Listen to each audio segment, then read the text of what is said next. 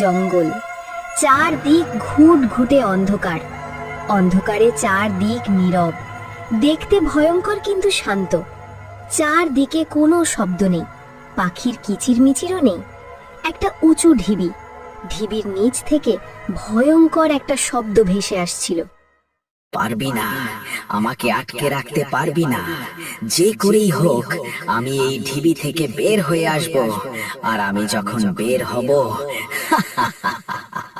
তখন মানুষের জীবন ধ্বংস করে দেব।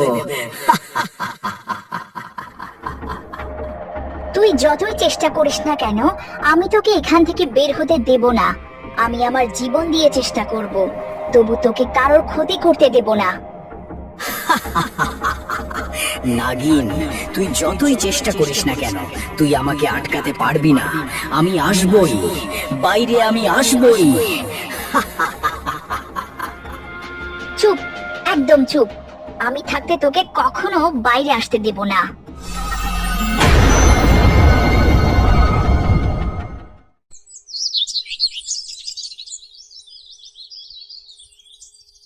দাদি, ও দাদি, আজকে কি রান্না করেছো গো? বড্ড যে খিদে পেয়েছে। আজকে তো কিছুই নেই রে খুকি, জানি না কি রান্না করব। দাদি, তাহলে চলো না, আমরা ওই জঙ্গলে গিয়ে কিছু ফলমূল নিয়ে আসি। না না রে লতা, ওই বনে কিছুই পাওয়া যাবে না। কেন দাদি? বনে গেলে তো আমরা খাবারের জন্য কিছু জোগাড় করতে পারবো, না হলে তো আমাদের না খেয়ে থাকতে হবে। না রে লতা, ওই জঙ্গলে কেউ যায় না। কেন দাদি? জঙ্গলে গেলে কি হবে? সবাই কেন ওই জঙ্গলে যায় না? জঙ্গলের ওখানে একটা ঢিবি আছে, ওই ঢিবির নিচে বন্দি আছে অশুভ শক্তি। সেই অশুভ শক্তি যদি ঢিবি থেকে বের হয়ে আসে, তাহলে সবাইকে শেষ করে দেবে। সেই ভয়ে কেউ তার দ্বারের কাছেও যায় না। অশুভ শক্তি? হ্যাঁ রে, অশুভ শক্তি। তুই ও সব কথা বাদ দে তো, তুই বাড়ি থাক। আমি বাইরে গিয়ে দেখি কিছু জোগাড় করতে পারি কিনা। আচ্ছা, ঠিক আছে। বাড়িতেই থাকিস, কোথাও যাবি না কিন্তু। হুম।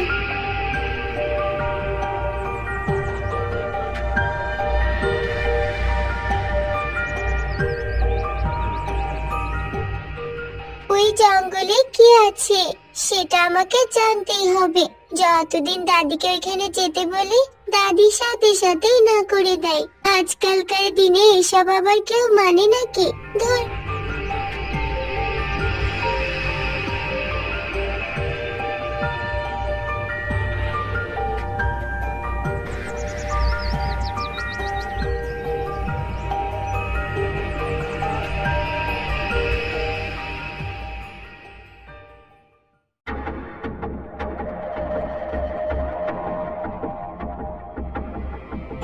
লতা দেখে ঢিবির কাছে একটা চিল একটা সাপকে তুলে নিয়ে যেতে চাচ্ছে, আর সাপটা বাঁচার জন্য আপ্রাণ চেষ্টা করছে। আরে আরে, এই চিলটা তো সাপটাকে মেরেই ফেলবে। আমাকে যে করে হোক সাপটাকে বাঁচাতে হবে।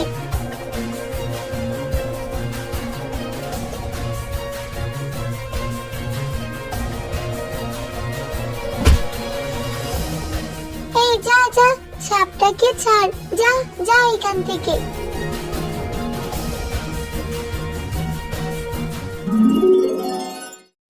আমাকে আজ বড্ড বাঁচালে গো মেয়ে। আরে আরে, সাপ, সাপ থেকে তুমি মানুষ হয়ে গেলে কেমন করে? কে কে তুমি? আমায় মেরো না। না না, তুমি ভয় পেও না, আমি তোমাকে মারবো না। আজ তুমি না থাকলে চিলটা আমাকে মেরেই ফেলতো। তুমি তো আমার জান বাঁচালে, আমি তোমাকে মারবো না। তো তুমি কে? আমি এই ঢিবির পাহারাদার, আমি হলাম নাগিন। কেন, এই টিভিতে কি আছে যে তোমাকে পাহারা দিতে হয়? এটার নিচে একটা অশুভ শক্তি আছে। ওটা যদি কখনো বাইরে আসে তাহলে এই পৃথিবীর সবকিছু ধ্বংস করে দেবে। তুমি কি একা একাই পাহারা দাও? হ্যাঁ, এটা আমি সেই কত বছর থেকে একাই পাহারা দিয়ে যাচ্ছি। এই পাহারা যেন শেষই হয় না। নাগিন, তুমি কেন এটা পাহারা দাও? এটার জন্য তোমাকেই কেন বেছে নেওয়া হলো? আমিও আগে তোমার মতো মানুষ ছিলাম। আমার নাম ছিল রাহা। আমি খুব ছোট থাকতে আমার বাবা মা মারা যান। তারপর আমাকে মানুষ করার মতো কেউ থাকে না। তখন গ্রামবাসীরা আমাকে পাহাড়ি জঙ্গলের এক সাধুর আশ্রমে পাঠিয়ে দেয়। আমি সেই আশ্রমেই বড় হতে থাকি। বছর কেটে যায়। এক রাতে সাধু মশাই, একটা অশুভ সংকেত পাওয়া যাচ্ছে। কেন জগা, কি হয়েছে? যেটার ভয় ছিল, এই অশুভ শক্তি জেগে উঠতে শুরু করেছে। যে কোনো সময় বের হয়ে আসতে পারে। এটা তো খুব চিন্তার বিষয়। তুই যা, আমি দেখছি কি করা যায়।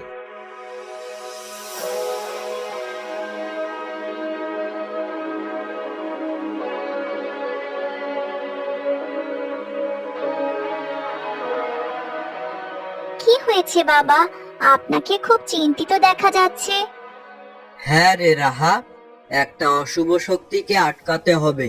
ওটা চলে আসলে আমাদের সবার ঘোর বিপদ হবে। তাহলে তো সেটা আটকাতে আমাদের সবার চেষ্টা করতে হবে। শুধু চেষ্টা করলে হবে না, এই অশুভ শক্তিকে আটকাতে একটা পাহারাদার লাগবে, যার কোনো পিছুটান নেই, নেই জীবনের প্রতি কোনো মায়া। শুধু আমার যে শক্তি আছে সেটা দিয়ে এই অশুভ শক্তিকে আটকাতে পারবো না।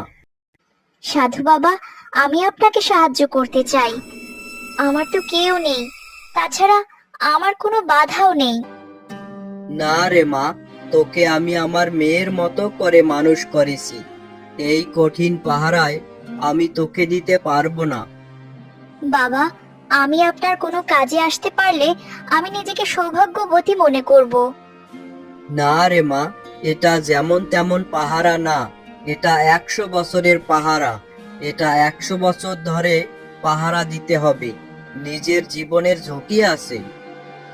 বাবা, নিজের জীবন দিয়েও যদি সবাইকে রক্ষা করতে পারি, এর থেকে পরম প্রাপ্তি আর কি হতে পারে?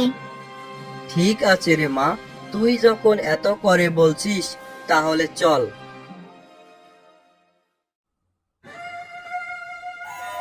এই দেখ মা, এটাই সেই পুরনো ঢিবি।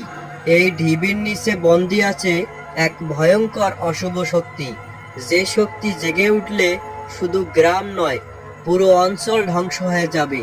এই অশুভ শক্তিকে আটকে রাখতে চাই এক জীবন্ত পাহারা। বাবা, আমি পাহারা দিতে রাজি। মারে, তুই মানুষ হয়ে অশুভ শক্তির সাথে লড়াই করতে পারবি না। তাহলে তোকে তোর মানুষত্ব ত্যাগ করতে হবে, নাগিন হতে হবে, আর 100 বছর অশুভ শক্তিকে এখান থেকে বের হতে আটকাতে হবে। আমি নাগিন হলে গ্রামটা বাঁচবে তো? হ্যাঁ রে মা, বাঁচবে। তাহলে আমি প্রস্তুত। তাহলে চল আমার সাথে।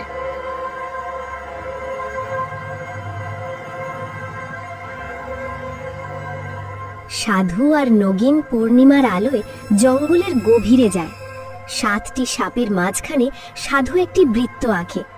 রাহাকে সেই বৃত্তের ভেতরে দাঁড় করায়। রাহার হাতে দেয় 1 মুঠো মাটি, 1 ফোঁটা রক্ত আর 1 ফোঁটা কালো বিষ। বাবা, আমি এগুলো কি করব? রাহা, এটা পান কর। ঠিক আছে বাবা। রাহা বিষ পান করার সাথেই তার শরীর জ্বলে ওঠে, নিঃশ্বাস ভারী হয়ে আসে, আর সাপগুলো এক একে হারিয়ে যেতে থাকে। শেষ সাপটি আস্তে আস্তে বড় হয়ে তার কপালে ফু দিতেই রাহার শরীরটা কেঁপে ওঠে, সাথে সাথেই সে একটা সাপে পরিণত হয়। আজ থেকে এই পৃথিবীর জন্য তুই আশীর্বাদ স্বরূপ রে মা। কারোর ভালোর জন্য এমন নিঃস্বার্থ ভাবে কাজ কজনই বা করতে পারে। সেই রাত থেকে শুরু হয় তোমার পাহারা? হ্যাঁ, সেই থেকে প্রতিদিন রাত আমি এই ঢিবির পাহারা দেই। তার মানে সেই রাত থেকে তুমি নাগিন হয়ে ডিবির চারপাশে ঘুরে বেড়াও? হ্যাঁ, যাও লতা, সন্ধ্যা হবার মতো হয়ে গেছে। তুমি এখান থেকে এখন চলে যাও। ঠিক আছে, আজ আমি চলে যাচ্ছি, কিন্তু আমি আবারও আসবো।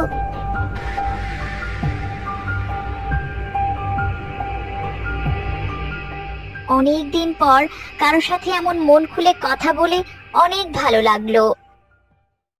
নাগিনের নিঃশ্বাসে সাপেরা থমকে যায়। নাগিনের চোখে জমে থাকে শত বছরের ক্লান্তি। দেখতে দেখতে 100 বছর কেটে যায়। আকাশের চাঁদটা অদ্ভুত লাল রঙের হয়। মাটির নিচ থেকে হঠাৎ ভেসে আসে গর্জন। নাগিন বুঝে যায় আজ তার 100 বছরের শেষ রাত। আজ তো আমি এই নাগিন থেকে মুক্তি পাবো। আজ আমি মানুষ হয়ে যাব। আজ থেকে আমি মুক্ত হতে পারবো। এই মানুষরূপী নাগিন, যা এখান থেকে। তোর আজ শেষ পাহারা। তোর পাহারা দেবার সময় শেষ হয়েছে। এখান থেকে যা। আমার পাহারার সময় তো শেষ, কিন্তু এই অশুভ শক্তি তো শেষ হলো না। আজ আমার পাহারা শেষ হলে তো আমি আবার আগের মতো মানুষ হয়ে যাব। তাহলে এই অশুভ শক্তির কি হবে? আমাকে কেউ শেষ করতে পারবে না। সামান্য সময়ের জন্য আটকাতে পারবে। তুইও আমার কিছু করতে পারবি না। কিন্তু সাধু বাবা তো এই অশুভ শক্তি শেষ করার কোনো উপায় আমাকে বলেননি। তাহলে এখন আমি কি করব? আজ তো আমার শেষ পাহারা। আমার পাহারার সময় শেষ। কাল থেকে আমি সব ধ্বংস করে দেব। এই ধ্বংস কেউ আটকাতে পারবে না। আজ আমার শেষ পাহারা। বাবা, বাবা, আপনি আমাকে একটা উপায় বার করে দিন, না হলে এত বছরের কষ্ট যে আমার সব বৃথা হয়ে যাবে। দয়া করুন বাবা। 100 বছরের এই জমানো বিষ ঢিবির উপরে ঢাললেই তো এই অশুভ শক্তির বিনাশ হবে। কিন্তু কিন্তু কি বাবা, বলো আমাকে। এই বিষ ঢাললে যে তোর মৃত্যু হবে। জীবনের পরও আমি করি না বাবা। এই মৃত্যুই আমাকে সারা জীবন বাঁচিয়ে রাখবে। আমি আমার জীবন দিতে প্রস্তুত। কেউ আমায় আটকাতে পারবে না। তুইও পারবি না। আশা ভালো, তবে অতিরিক্ত না। মূর্খ, অশুভ শক্তি। এরপর নাগিন নিজের বিষ ঢিবির মাঝখানে ঢেলে দেয়। হঠাৎ মাটি কেঁপে ওঠে। না, না, না, এটা এটা তুই কি করলি? আমি যে নিঃশেষ হয়ে যাচ্ছি। না। অশুভ শক্তি চিরতরে স্তব্ধ হয়ে যায়। নাগিন নিজের জীবন দিয়ে অশুভ শক্তিকে শেষ করে। ঢিবির পাশে গজিয়ে ওঠে একটি ছোট সাপের মূর্তি। কিছু পাহারা শেষ হয় না, কিছু ত্যাগ নাম চায় না, শুধু নীরবে সবাইকে বাঁচিয়ে রেখে যায়।